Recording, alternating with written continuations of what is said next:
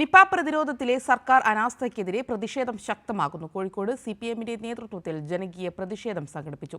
സർക്കാരിന്റെ അനാസ്ഥ മറച്ചുവെക്കാനാണ് സ്ഥലം എംഎൽഎ മുഹമ്മദ് റിയാസിനെ തടഞ്ഞതെന്നും പൊതുജന ആരോഗ്യ മേഖലയെ തകർക്കാൻ അനുവദിക്കില്ലെന്നും എ പ്രദീപ് കുമാർ പറഞ്ഞു. നിപ സ്ഥിരീകരിച്ചിട്ടും ആരോഗ്യമന്ത്രി കോഴിക്കോട് ജില്ലയിലേക്ക് വരാതിരുന്നത് വലിയ പ്രതിഷേധങ്ങൾക്കാണ് ഇടയാക്കുന്നത്. ദിവസങ്ങൾ കഴിഞ്ഞാണ് ജില്ലയിലേക്ക് മന്ത്രി എത്തുന്നത്. തുടക്കം മുതൽ പ്രതിരോധ പ്രവർത്തനത്തിൽ പാളിച്ച പറ്റിയതായും ആരോപണം ഉയരുന്നു. സർക്കാർ അനാസ്ഥയ്ക്കെതിരെയാണ് സിപിഐഎം പ്രതിഷേധ പ്രകടനം സംഘടിപ്പിച്ചത്. ജനകീയ പ്രതിഷേധത്തിൽ നിരവധി പേർ പങ്കാളികളായി. സിപിഐഎം സംസ്ഥാന സമിതി അംഗം എ പ്രദീപ് കുമാർ പരിപാടി ഉദ്ഘാടനം ചെയ്തു. വകുപ്പിലെ വീഴ്ച മനസ്സിലാക്കാതിരിക്കാനാണ് സ്ഥലം എംഎൽഎയായ മുഹമ്മദ് റിയാസിനെ കലക്ടറേറ്റിൽ തടഞ്ഞത് എന്നും എന്തിനാണ് നിഗൂഢതയെന്നും എ പ്രദീപ് കുമാർ ചോദിച്ചു.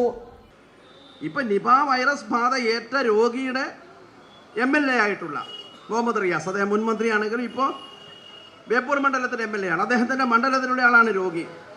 ഒരു ആഘാതം ഉണ്ടായിക്കഴിഞ്ഞാൽ ഏറ്റവും ബാധിക്കാനിടയുള്ളത് ആ മണ്ഡലത്തിനാണ്.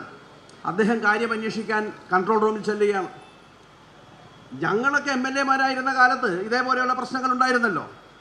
ഞങ്ങളൊക്കെ അന്ന് ഏറ്റവും നല്ല നിലയിലാണ് അവിടെ അധികാരികൾ, ഉദ്യോഗസ്ഥന്മാർ സ്വീകരിച്ചത്, മന്ത്രിമാർ സ്വീകരിച്ചത്. അതേപോലെ ഒരു MLA ചെന്നപ്പോൾ ഇന്നെന്താ പറഞ്ഞത്?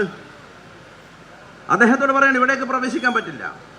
പ്രവേശിച്ചു അദ്ദേഹം, പക്ഷേ പറഞ്ഞു ഒരു വിവരവും തരില്ല, നിങ്ങളങ്ങനെ ഇടപെടേണ്ട കാര്യമില്ല, അതിന് ഞങ്ങൾക്ക് അനുവാദമില്ല. മേലെ നിന്ന് നിയന്ത്രണം, ഇവിടുത്തെ ഉദ്യോഗസ്ഥരല്ല, മേലെ നിന്നുള്ള ആൾക്കാർ.